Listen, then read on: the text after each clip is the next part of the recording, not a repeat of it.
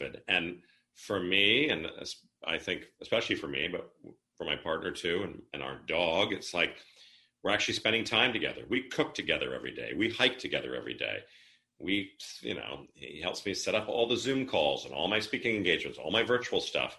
But we've stepped back and, I think where you are now, which is so refreshing, and where I'm getting to now, which is like, where do you get to a point, and when do you get to that point when enough is enough, right? And how big of a house do you have to live in, and how fancy of a car? And now for your generation, like you don't give a crap about having a 750 BMW or the latest Range Rover. You don't care. You're like, give me an old Jeep. That's fine. I'll get around. I'll figure this out. You don't have to have the biggest house in the block. You're not looking. You're definitely in the world of experiences. So this experiential, shift, I think, is so refreshing. And so I said to my partner, okay, with not a lot of income, where can we go and buy a house on the water for $400,000 or less, and hopefully have a little dock to put a boat on? And it's funny, as you go through, we're looking at the Carolinas, we're looking at Virginia, we're looking at Maryland, and then boom, what comes up? It's like, oh, well, don't forget about Maine. Oh, and then, now we're suddenly going up to Nova Scotia and up where there's beautiful land that you can still buy, where if you were looking at Nantucket or Martha's Vineyard or, different parts of the East Coast, you're looking at spending $10 million on a plot of land on the ocean, when up where you are in different parts, hey, for a few $100,000, you can still buy a few acres on the ocean or in a waterfront area and build something cool, right? Yes, exactly. And like what I love about this area is, again, the real estate is so cheap relative, especially to you. Like to us, it's normalized, right? Because we live here, we grew up here, it's the pricing is normalized. But for someone like you that's used to paying those premium prices, you could come here and with very little and build something twice as big as what you could where you are now, just based on the land difference in price. And we're seeing a lot of that with COVID. Like there's been a real estate boom like you wouldn't believe. I can't believe it in this area. And my grandmother sells real estate in Massachusetts, in Cape Cod. And she said that everyone's moving out of Boston and trying to buy out of the city. And the same thing's happening here. I mean, people from Ontario, which is, a 2-hour flight, are buying real estate in New Brunswick and hopping on the plane as their commute to their cottage, and we're going to see that trend, I think, grow, because one, a lot of the prime real estate outside the major cities, like Toronto, for example, Muskoka,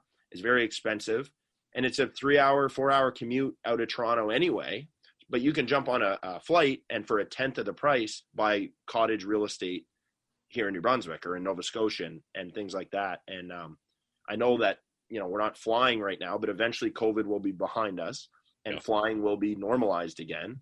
And again, there's a huge opportunity out here. We have so much land and it's so beautiful. Like we're not packed in like sardines yet because it's not overpopulated.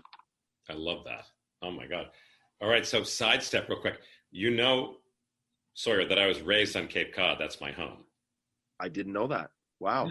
Where in Cape Cod? Chatham, Massachusetts. Wonderful. Okay. Chatham, which is on the elbow. Where's your grandmother? She's in Sandwich. She's in Sandwich. Oh my God, Sandwich is beautiful. How far would Sandwich be? Sandwich is like 40 minutes from Chatham. Yep. So you cross the canal. Sandwich is one of the first towns you cross when you go across the Cape Cod Canal. Yep. And then you travel all the way out and you hit the elbow, and that's where Chatham is. But you pass Hyannis, and then you pass Dennis and Yarmouth and Harwich, and then to Chatham, and then you go up all the way up to Provincetown, which is in the tip of the Cape. Right. And but that's our home turf, and very cool.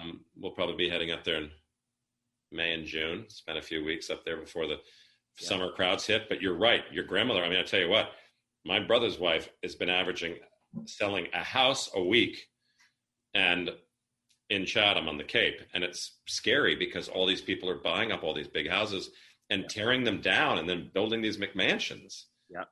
I mean, it's just, you can't keep up. No one can keep up. It put things into perspective, and I'll speak for us here in New Brunswick. Like we had tons of restrictions, tons of rules, travel restrictions, the rules, you name it. But we don't live on a 30-story condo, we live in the middle of nowhere. My life aside from the travel, my life wasn't really that compromised last summer. We went boating, we went camping, we had bonfires every weekend. Our socializing is done outside anyway, just any year, let alone COVID year. So it's just, it was a really, really good place to live during a pandemic. I know, hey, nobody wants a pandemic, but just all things considered, it's been a great place, to spend our time. And before we, jumped on this call, you mentioned that you were really enjoying that too, being on the farm and having the barn and having, 400 acres of land to roam. And I think that people that are in the city, in that concrete jungle are realizing, that there's quality of life to exactly what we've just been discussing, Does that mean like Liberty Village is going to grow? Well, hey, we hope. But the problem with Liberty Village was we were confined by province. We've been confined. You're not allowed to leave the province, right? Yeah. We've had a lot of interprovincial travel, and I'm so thankful from the support that we've had from fellow New Brunswickers, but we weren't even able to accept people in the province over. No. So it's been a really confining experience, especially for my first year of business. It's been such a unique, it's really hard for me to gauge the future because my sample size has been New Brunswick only, so it's kind of a weird spot. Wow. But the Canadian numbers are way down versus the US. What's the secret? I mean, you guys are obviously doing it right. And obviously, as you're saying, you got more space. People aren't clustering. Yeah. And they are you guys seem to be setting a good example of how to deal with a pandemic. Yeah. Yeah. Well, we locked down early long before you guys had locked down originally last year. We did. And it's almost like each province is almost competing with each other to a point that it's like, who's going to have the least amount of cases? Our premiers are taking real pride in who can have the best run province, which adds that competitive aspect of everybody behave and we're going to look so good in the spotlight kind of attitude, which, it's kept us safe. I love that. I mean, we're not sure what's going to happen.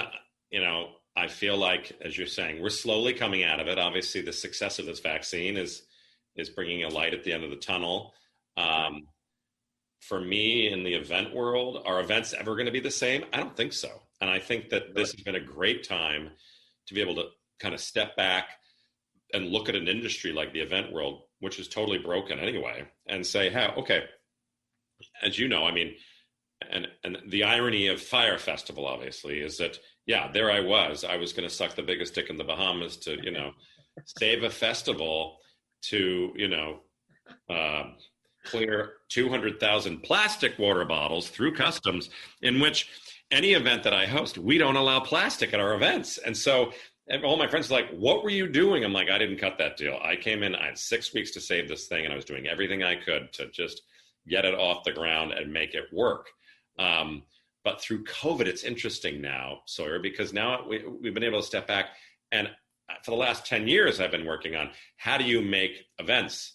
Big events are some of the most wasteful things that happen around the world. And how do you make them as close to zero waste as possible? How do you make them so that they're not destroying the planet? How do you, and this is where obviously through COVID, I think a lot of people have been able to, especially in our industry, been able to step back a little bit and go, okay, geez, maybe I should be partnering with local farmers at all the events that I host. Maybe we shouldn't have paper and plastic at our events. Maybe, geez, how do we work on, buying locally, sourcing locally, hiring people that are local, not flying people in, and these are all, so I think coming out of COVID, you're going to see a big shift in the event world. How do you feel like it's affected you now as we're coming out of COVID, whether it's hospitality or whether it's clothing? What's changed for you? I think that the biggest shift has been the online retail versus the brick and mortar retail. That's the biggest difference I've noticed.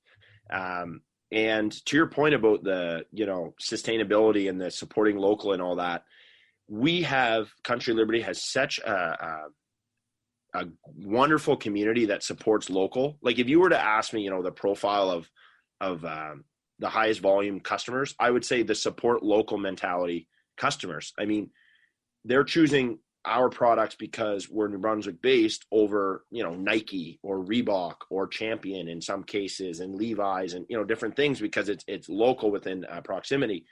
So I think that whole support local, working with local people, and all of that, I think, is only going to come on stronger and stronger. And I also think that the online virtual changes that we've had to make are only they're here to stick. I think that, the big office buildings, people are going to work from home more often. I think that, the brick and mortar is going to take a hit, and I don't think they're going to fully recover. I think that online has gobbled up market share that it's never going to return. I mean, doesn't Amazon just boggle your mind? Yeah, no kidding. Wouldn't you want to have those stocks here 2 years ago? Unbelievable. I mean, it literally, like, I wasn't a big Amazon guy. I mean, obviously, living in New York City, you get pretty used to seeing 100 Amazon boxes in the lobby, or 200 every morning, and that was, everybody's just getting. And I was like, what are you doing? Like, I like to touch what I'm buying. I like to feel it. I like to smell it. I just want to, and then I'm like, oh my gosh. And then how about the ease of, like, I say to Craig, oh, we need something. And he's like, okay. Goes on the computer. He's like, it'll be here tomorrow, like 12. What? Where's it coming from? What do you mean? I don't have to drive 20 miles and go find, no. It'll be here tomorrow. Like, what goes on? But obviously the experience of, there are still little stores that I go to that I want to support. And here we are in Florida. And so, we'll be going back to the farm shortly, but, there's a little local surf shop. There's a local decorating store. There's a local fish market. And so I still go to those small stores over, hitting. I think that, again, there's certain things that you can buy, say, through Amazon, that you don't need to try on, for example, right, or see or touch or taste or feel or smell.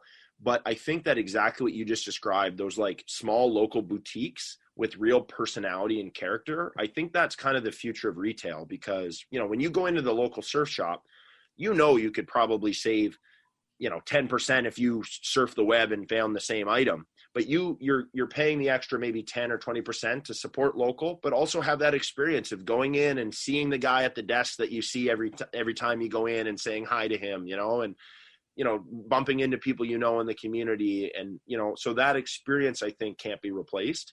I don't think that experience can be replaced by, Amazon. No. So do you feel like Country Liberty is going to have a little retail space one of these days, or? I've always dreamed of doing that. I would love to have like a flagship store that I could just decorate, and just like, from the moment you walk in, you're having a brand experience, all of your senses, the looks, the smells, the colors, the flooring, the walls, everything, the decorations. Like, I've really thought about it, but logistically, it's not something I want to do right now. So that's kind of the conflict. It's like, I want to keep growing and scaling this thing. My ambition is to be, have a really good presence across the country.